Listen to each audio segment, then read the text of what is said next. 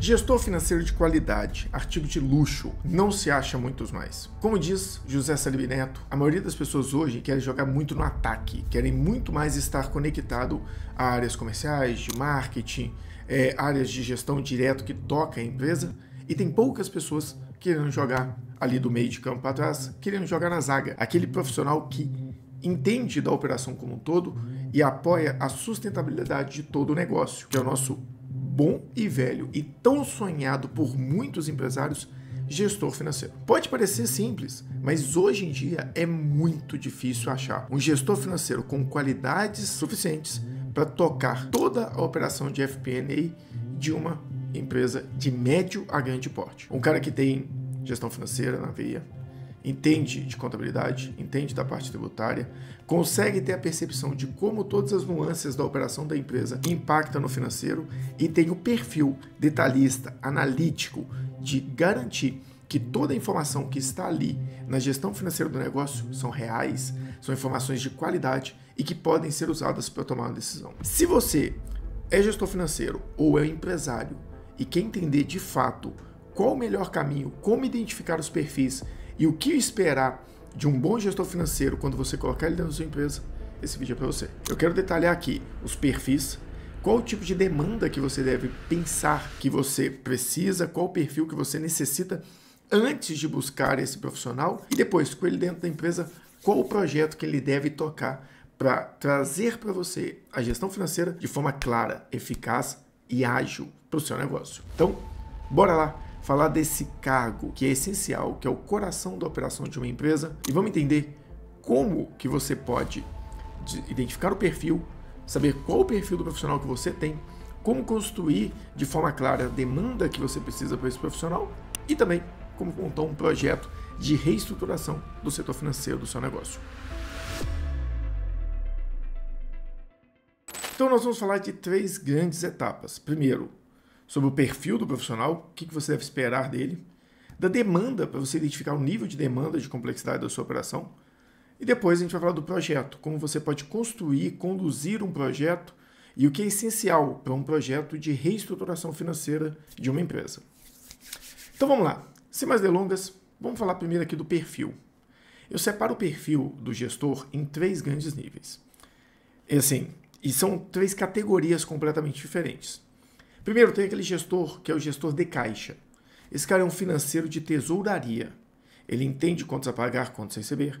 Ele consegue, dependendo, fazer uma projeção financeira mediana, mas ele preocupa muito com o caixa da empresa. Ele olha muito para o presente, para o futuro de curto prazo. Ele quer ver ele nos próximos dias, se ele precisa captar ou não um recurso, se ele vai antecipar ou não um recebimento de um cliente, mas sempre nesse nível de curto prazo mesmo. Mas esse profissional, ele tem uma dependência de uma certa análise mais avançada e normalmente esse cara, ele é rígido, ele é menos aberto a novas sugestões de melhoria. Ele é normalmente um cara muito ríspido, muito rígido, muito fechado naquele mundo dele de caixa. Eu costumo falar que esse cara, ele é basicamente um cara de tesouraria, pouco comunicativo e rejeita aquilo que ele não conhece. O que é esse rejeitar? Ele rejeita novas análises, novos modelos, ele quer normalmente ficar dentro daquele mundo dele. E esse é o tipo de profissional que você não deve colocar ele, por exemplo, para tocar um projeto de reimplantação de um RP. Sua empresa cresceu, você precisa de um RP mais robusto, você colocar um cara desse, você vai ter um problema seríssimo, porque ele não consegue inovar, ele tem uma dificuldade muito grande. Esse cara aqui é o tesoureiro que teve oportunidade e cresceu, ou melhor, teve oportunidade, ficou em uma empresa que cresceu muito, essa empresa cresceu, ele é um cara de confiança e ele continua lá. Normalmente, esse aqui é o gestor de caixa ou o financeiro de confiança. Eu costumo brincar quando eu converso com um cliente que tem esse tipo de perfil, que eu falo que ele achou um pitbull para sentar no cofre e ele entrega a chave para esse cara. Ele confia nele, deixa com que ele tome as decisões de curto prazo ali e tem segurança que esse cara não faz nenhum desvio, não vai fazer nenhum pagamento errado e que vai auditar muito o que está fazendo. Depois do gestor, esse cara aqui, ele sabe o nível dele, ele sabe que ele é um gestor de caixa e normalmente, por mais que ele não assuma, ele não tenta entrar em outras áreas muito complexas. Ele prefere ter profissionais ali perto dele que vão tocar desde que siga a orientação dele. Você tem o segundo nível, que é o analista de oportunidade, ou analista com oportunidade. Esse cara, normalmente, ele era analista financeiro em uma empresa, ele trabalhou com alguém bom, tinha uma estrutura dentro daquela empresa, talvez uma consultoria, talvez um gestor acima dele, mas ele aprendeu algumas coisas, mas dentro de uma caixa específica. E esse cara, ele não se preparou para ser um analista, para ser um grande gestor. Ele era um analista que teve uma oportunidade e assumiu um cargo de gestor. E dali em diante, ele continua tentando implementar a mesma coisa, os mesmos conhecimentos que ele tinha no passado em outras empresas, em todo lugar que ele entra, porque é a zona de segurança dele. É onde ele consegue apresentar e entende que ele vai apresentar mais resultado. Esse perfil, eu considero ele limitado. Ele entrou na posição que ele está de forma acidental, ele não planejou. E normalmente ele é disponível, ele está sempre querendo participar de todas as reuniões possíveis. Ele é muito ansioso, porque ele quer mostrar para todo mundo o que ele está fazendo. Ele quer o tempo todo mostrar para as pessoas que ele é um grande gestor, que ele tem análises, que ele também pode contribuir. Ele é desatento. Ele não presta atenção nas outras entregas que estão sendo discutidas, nas outras demandas da empresa. Por quê? Porque pela não planejamento, pela não capacidade dele, por não ter tido experiência, não ter estudado, não ter planejado estar onde está, ele ainda não é capaz de entender tudo que é necessário. Então ele não presta atenção, ele é desatento, principalmente quando as demandas são mais complexas. A gente está falando de um planejamento financeiro e tem que falar, por exemplo, de um planejamento tributário, de um ICMS com regime especial, de uma redução de base de cálculo, de um PIS e COFINS não cumulativo ou com alíquota zero. Quando você começa a entrar em níveis mais complexos da parte tributária, de um planejamento de fluxo de caixa, avaliando a necessidade de estoque para o crescimento projetado no orçamento da empresa. Então, quando começa a entrar nesses níveis, esse cara ele fica desatento na reunião porque ele não consegue acompanhar. E ele espera o momento de trazer aqueles análises, aquilo ali que ele entende que é a zona de segurança dele. Esses profissionais, eles não atendem. Não é isso que eu quero dizer. Eles atendem sim, em momentos diferentes da empresa e dependendo do que você espera da empresa ou o que você espera da sua carreira como gestor financeiro. O gestor de caixa atende muito bem em empresas ou que precisam de um caixa muito forte o dia inteiro ali, ou empresas que já têm uma estrutura de controladoria separada de uma tesouraria, ou empresas de médio e pequeno porte, que ainda precisam se preocupar muito mais com redução de custos, com uma estrutura simples de financeiro, do que necessariamente aportar muito investimento ali, porque ainda não tem um orçamento, não tem uma projeção muito clara. E aí você vem o terceiro perfil, que para mim é o perfil ideal, financeiro estratégico. Esse cara, normalmente, ele estudou para estar ali. Ele planejou a carreira dele. Pode ser que ele não tenha planejado 100%, mas ele planejou estudar, ele identificou problemas na carreira dele, dificuldades, bateu com questões que ele não... se bateu de frente com questões que ele não conhecia, estudou, se programou para estar cada vez mais preparado para ser de fato um financeiro estratégico. Esse cara é valioso, esse cara vale muito no mercado, porque é difícil de encontrar. É difícil de encontrar um cara que você vira para ele e fala: olha, eu tenho uma operação que fatura 100 milhões de reais, eu tenho um custo médio de 30% do custo da minha mercadoria e eu tenho um giro de estoque de média, mais ou menos, uma cobertura de estoque mais ou menos 10 meses. Com base na cobertura de estoque de 10 meses, meu faturamento de 100 milhões, meu custo de 30 e a situação atual do meu estoque, 10, 15 milhões, para que eu possa crescer e começar a faturar 150 milhões por ano, qual é a minha necessidade de capital de giro e em quanto tempo? Seja ela necessidade de capital de giro direto ou aumento do meu endividamento com o meu fornecedor. Aonde eu vou travar nesse crescimento? Então, se a pessoa consegue identificar isso e falar: olha, peraí, ele tem 100 milhões de faturamento e ele tem um custo de 30%. Então quer dizer que ele tem uma média de 30 milhões de custo por ano, o que vai dar, dividido por 12, uma média de 2,5 milhões de custo por mês. Se ele está falando que ele tem uma cobertura de 10 meses, isso quer dizer que esse cara está com um estoque de quase 25 milhões. Se ele quiser chegar numa venda de 150 milhões no mesmo cenário, ele teria que ter 45 milhões de custo por ano, dividido de 12 vezes, ele vai ter ali uma média de mais ou menos 4 milhões por mês de custo. Se ele manter por baixo uma necessidade de 10 meses de cobertura de estoque, a gente está falando aí de quase 40 milhões de reais, hoje ele está com 25. Eu tenho que aumentar o endividamento desse cara em 15 milhões de reais. Esses 15 milhões de reais, dependendo da taxa de juros que eu colocar, vai dar mais de 200 mil reais por mês aqui dentro. Qual a lucratividade desse cara? Ela sustenta? Será que eu consigo fazer esse endividamento com o meu fornecedor? Será que eu consigo fazer um plano de redução desse estoque a partir dos produtos com maior giro? Então, assim, esse tipo de análise, ela não é tão comum de ser encontrada.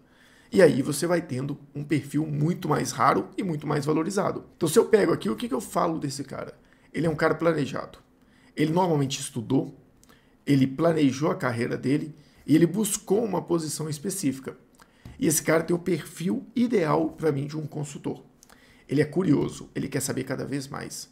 Ele quer saber por que tem essa posição de estoque, tem algum regime especial na empresa, como que está sendo feito o planejamento financeiro do time de comercial, como que ele pode suportar o time de operações a conseguir fazer um planejamento financeiro para redução de custo, como funciona a operação, como funcionam as viagens, qual o tipo de RP que tem na empresa. Ele é curioso, ele quer entender sobre tudo. Ele é interessado na necessidade de cada departamento. Ele não entra na reunião só para mostrar aquilo que ele sabe. Ele normalmente quer entender as necessidades. Ele sabe que o financeiro ele é uma base de apoio para toda a operação da empresa. Normalmente, a pessoa de financeiro e a pessoa que está ligada ali à área de transformação digital são as duas pessoas que entendem da empresa como um todo e normalmente entendem talvez tanto quanto ou é o próximo nível dentro da empresa em qualquer uma das áreas. O financeiro entende tanto de produção quanto o gerente de produção. A pessoa de transformação digital, ela tem que entender tanto da área comercial, do processo comercial, quanto o próprio gerente comercial. Então essas áreas são estratégicas. O financeiro ele tem que entender de todas as áreas. Ele tem que se interessar por todas as áreas da empresa para que ele possa entender como que a área funciona e a partir daí traduzir uma necessidade de controle de informação que ele deve fornecer para essa área para tomar de decisão, até para que ele possa cobrar. Gerente comercial está gastando demais. Gerente de produção, a margem diminuiu. Então, assim, esse cara tem que entender para ele levar a informação e tomar essa decisão. Normalmente, ele é pouco vaidoso, ele está muito mais interessado em resolver o problema de terceiros do que necessariamente ficar brigando para se mostrar que está certo. E, por fim, ele é confiante. Ele normalmente confia na produção dele, na capacidade dele, porque a partir dessa confiança, ele consegue ser interessado, ser curioso, ser pouco vaidoso, porque ele não preocupa em se provar o tempo todo. Ele sabe que se ele apresentar um bom trabalho, ele vai ser reconhecido, e se caso não for reconhecido, ele vai estar tão interessado no trabalho que ele está implementando, na capacidade que ele está desenvolvendo dele mesmo de entregar algo relevante para a empresa, que ele vai continuar fazendo, mesmo que ele não seja valorizado. Então esse daqui é o perfil ideal, esse é o perfil mágico de um bom financeiro estratégico. Então, se você não está nesse nível ou não tem um profissional assim, pode começar a procurar. Entendi o perfil? Vou deixar até os perfis abertos aqui para a gente poder acompanhar. Agora a gente tem que falar da demanda. Eu não consigo escolher um gestor financeiro se eu não planejei na minha cabeça o que esse cara tem que fazer. Você não vai conseguir executar, trazer um chefe de cozinha para fazer o jantar do seu aniversário se você não planejar que tipo de jantar que você quer. Eu quero um jantar contemporâneo, eu quero um jantar japonês, eu quero um jantar de comida brasileira. Qual tipo de chefe de cozinha ou de prestador de serviço que você quer na sua operação? Se você não planejar isso, se você não entender a demanda que você vai passar para ele, não adianta você tentar buscar o melhor chefe de cozinha contemporânea e pedir ele para fazer um japonês para você, que vai sair meia boca. Era melhor ter trago um chefe comum, mas especializado em comida japonesa. Para cada financeiro tem uma demanda. Então agora é hora da gente entender os níveis de demanda. 2 níveis básicos. Primeira coisa, conhecimento. O que eu espero de conhecimento dessa pessoa? A gente vai trabalhar em 3 grandes níveis de conhecimento aqui agora. Primeiro nível é contabilidade e controladoria.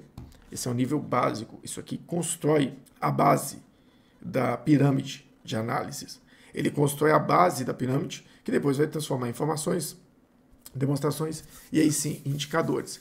Então, ele tem que ter conhecimento em controladoria. Depois, tem aquele profissional que precisa de conhecimento em FP&A, que é finanças, planejamento e análise. Esse cara não necessariamente vai ter que construir e implementar uma contabilidade interna na empresa, mas ele consegue analisar. E aí você tem aquele perfil de tesouraria, que é o cara que vai, como a gente falou lá em cima, o cara gestor de caixa, conciliador, que consegue fazer um planejamento de curto prazo, que negocia com o banco. Esse cara que tem que ser um ótimo negociador. tanto com banco quanto com fornecedores, para ganhar mais prazo. Então, de acordo com cada nível de conhecimento, cada perfil de conhecimento, você vai trazer um profissional. Quando eu falo de controladoria, esse cara tem que saber entender de estrutura de dados, então como trazer os dados de forma estruturada dentro do sistema, conciliar e garantir que as informações estão corretas, principalmente a nível de contabilidade, tributário, custos. Compliance, ele tem que garantir que a informação está certa e cumprindo as regras necessárias para que você não tenha um problema no futuro junto ao fisco. Quando eu falo do cara de FP&A, ele é um cara de previsibilidade e análise. Esse cara vai ficar fazendo análise e previsão o tempo inteiro. Mas se esse cara não tem uma estrutura de controladoria robusta, com dados relevantes, ele vai fazer análise com dados distorcidos. Então ele não vai conseguir avançar. E se ele não tiver uma tesouraria com uma gestão de caixa eficiente, talvez ele nem tenha tempo de avançar. Então, antes de começar a contratar, qual o perfil que você precisa para esse momento? Eu preciso de um cara que vai organizar os dados, a estruturação da informação e me dar a base para analisar e avançar? Um profissional com conhecimento em controladoria e contabilidade. Não, Carlos, eu já tenho a base de dados pronta, minha contabilidade é terceirizada, o meu RP está implementado e eu quero avançar no que eu já tenho. FP&A, um cara de análise e previsibilidade. Carlos, a minha empresa está sangrando, o caixa está apertado, eu preciso reduzir o custo, eu preciso negociar com o fornecedor, eu preciso trazer empréstimo aqui para dentro para eu conseguir respirar, ganhar tempo e tomar uma decisão melhor. Profissional de tesouraria. Ou tenho margem, estrutura está bem feita, tenho as minhas análises, mas eu quero garantir que tenha redução de custo recorrente, que tenha alguém preocupado com caixa, mesmo tanto que eu. Aí, o perfil de tesouraria. Cada um desses perfis vai ter o seu momento e a sua necessidade nas empresas. Depois disso, você precisa avaliar que tipo de projeto que você vai chamar essa pessoa. Então, assim, o projeto ele envolve implementação de RP.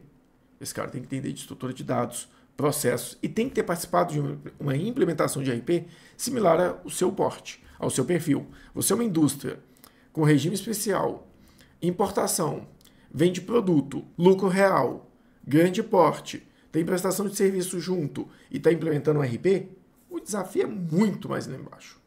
Agora não, eu sou uma empresa de serviços, vou colocar um RP financeiro para gerenciar o faturamento dos projetos e eu não faço análise de custo por projeto e nem DRE por projeto. Eu simplesmente tenho uma equipe interna que presta serviço para vários projetos externos. Implementação de RP muito mais simples, muito menos complexa.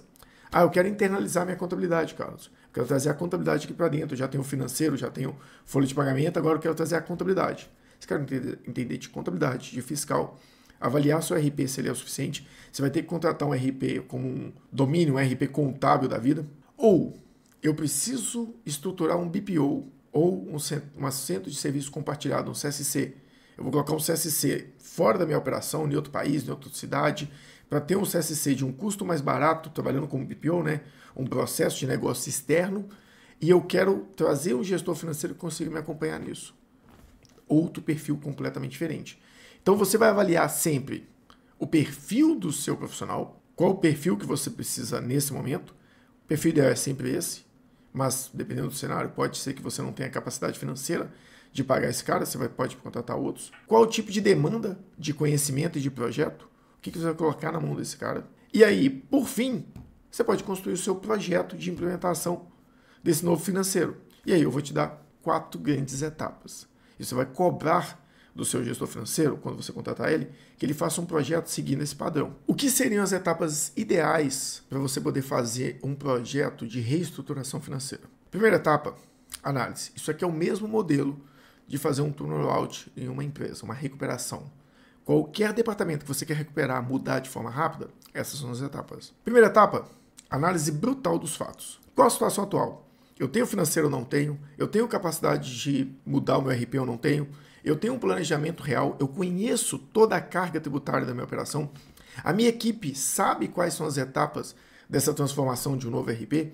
Ou o meu financeiro realmente está dentro de um RP?